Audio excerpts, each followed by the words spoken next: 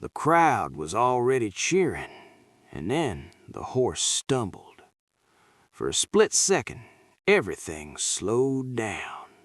The pounding hooves, the shouting voices, the dust hanging in the air like time itself had stopped. If he fell now, it was over. Not just the race, everything. He tightened his grip, leaned forward, and whispered, "Not today." And somehow the horse steadied. The race continued. But no one there knew the truth. No one knew what it took for him just to stand at that starting line. His name was Elias Vorn. Most people didn't know it. To them, he was just the hand, the quiet worker, the one who showed up before sunrise and disappeared after dark. He cleaned stables, fixed fences, trained horses that didn't belong to him, and every single day he watched other men live his dream. Rich men, men with polished boots and perfect saddles, men who never had to earn their place. They raced. He didn't. He wasn't allowed to. But Elias watched everything. The way riders leaned into turns, the way horses moved like they were breathing with their riders, the rhythm, the timing, the control. He said nothing, but he learned everything. And at night, when the world went quiet, Elias would run, alone, out past the fences where no one could see him. Not riding, running, like his body was chasing something his life had taken away. Because once, Elias wasn't just a worker. He was a boy with a dream, a boy with a father who believed in him.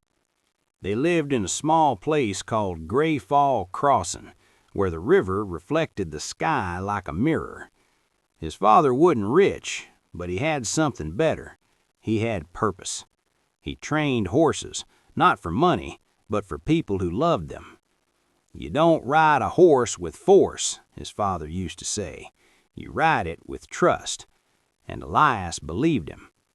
Until the day everything changed. It started with a deal.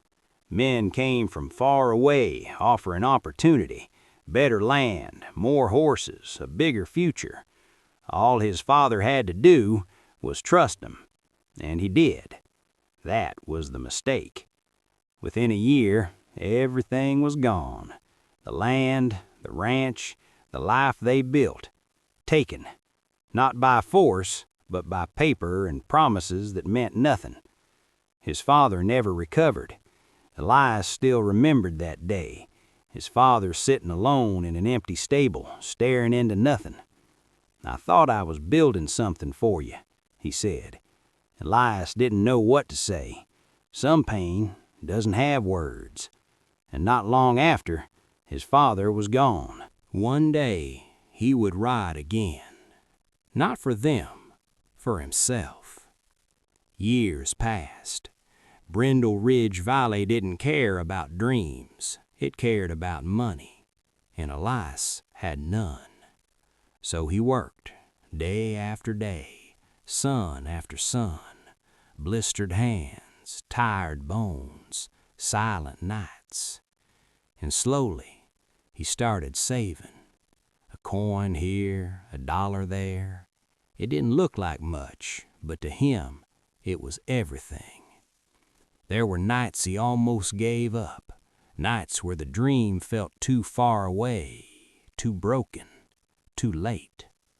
But then he would hear his father's voice, "You ride with trust," and he kept going. Until one day his hands were shaking, not from fear, from disbelief. He had enough to enter the race, the Silver Crest Run, the race no one like him was meant to join, the race built for the rich, the race that could change everything. He didn't celebrate, didn't tell anyone. He just walked straight to the registration tent. "Name?" the man asked. "Lean, quiet, strong. Not expensive, not famous, but loyal. Sable, he said, and just like that, he was in. People laughed. Of course they did. The worker thinks he can race? He'll lose before it even begins. Elias heard 'em, every word. But this wasn't about them. The morning of the race felt different. The air was sharper. The light was brighter, like the world itself was watching. Elias stood beside Sable, resting his forehead against hers. "You ready?" he whispered. She breathed softly. That was enough. At the starting line, the other riders didn't even look at him. They didn't need to. In their eyes, he didn't belong. The signal fired, and everything exploded into motion. Horses surged forward. Dust filled the air. The race had begun. But Elias didn't rush. He waited, watched, because racing wasn't just speed, it was timing. Halfway through, the terrain changed. Tighter turns, rough ground, dangerous paths. And that's when it happened. One rider fell hard. The others kept going. They had to. But Elias saw him. And in that moment, everything slowed again. If he stopped, he would lose. Everything he worked for, everything he sacrificed. He could keep riding, win, prove 'em all wrong. Or he could choose something else. Elias pulled the reins. Sable slowed, then turned.